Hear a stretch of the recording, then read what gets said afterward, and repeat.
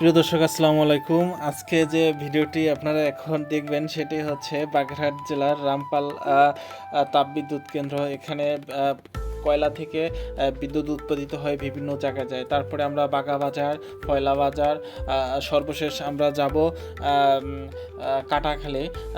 যেহেতু আমরা মোটরসাইকেলে যাচ্ছি, এলাকার পরিবেশটা ভিডিও করে নিচ্ছি। তাছাড়া আমরা এখন প্রায় চলে এসেছি রামপাল তাপবিদ্যুৎ কেন্দ্রর একদম কাছাকাছি। তো প্রিয় দর্শক, আমার এই ভিডিওটি যদি ভালো লাগে অবশ্যই লাইক, কমেন্ট, শেয়ার করবেন।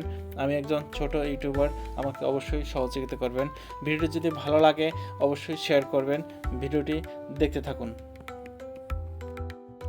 আমরা এখন চলে এসেছি রামপাল তাপবিদ্যুৎ কেন্দ্রে, দেখতে থাকুন। আপনাদের যে ভিডিওটা দেখানোর জন্য এসেছি সেটা হচ্ছে এই যে রামপাল তাপবিদ্যুৎ কেন্দ্র। আর এই রাস্তাটা এই পর্যন্তই সমাপ্তি। এটা হচ্ছে গেট, আর এই গেটের এখানে নিরাপত্তা সদস্যগণ রয়েছে। তাছাড়া এই যে দেখতে পাচ্ছেন এই যে কয়লা তাপবিদ্যুৎ কেন্দ্র, এখান থেকেই বিদ্যুৎ উৎপাদন হয়ে বিভিন্ন জায়গায় চলে যায়। তাছাড়া এর ভিতরে তো আমরা প্রবেশ করতে পারি না। আর এটা খুব সুন্দর একটি জায়গা।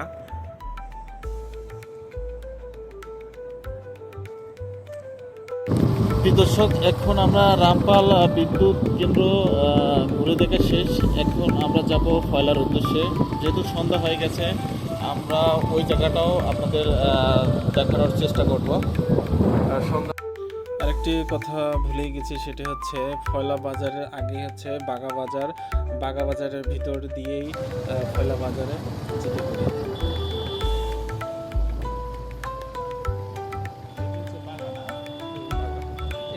Main bridge, main road.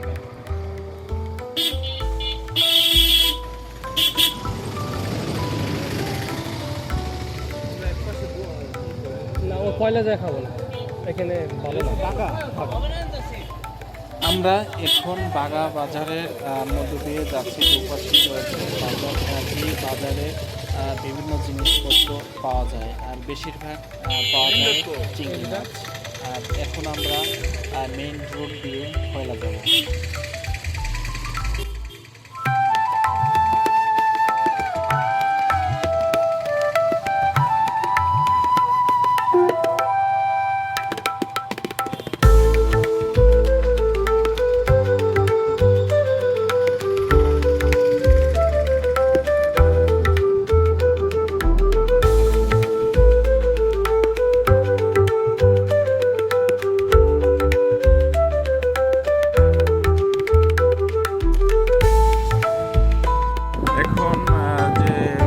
বাজারটি দেখতে পাচ্ছেন। এরপরে আমরা সামনে এগোচ্ছি।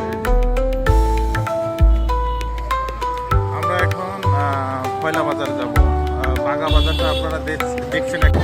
যেহেতু গতকালকে ইলেকশনের গাড়ি ঘোড়ার আজকে চাপ বেশি, আমরা এখন মোটরসাইকেল নিয়ে ফয়লা বাজারে চলে এসেছি। আর এই ফয়লা বাজারটা মেইন রোডের পাশেই বাজার রয়েছে। আর এই বাজারে বাগা বাজার যে জিনিসগুলো পাওয়া যায়, ফয়লা বাজারে সেই জিনিসগুলো পাওয়া যায়। আর এখানে বেশি পাওয়া যায়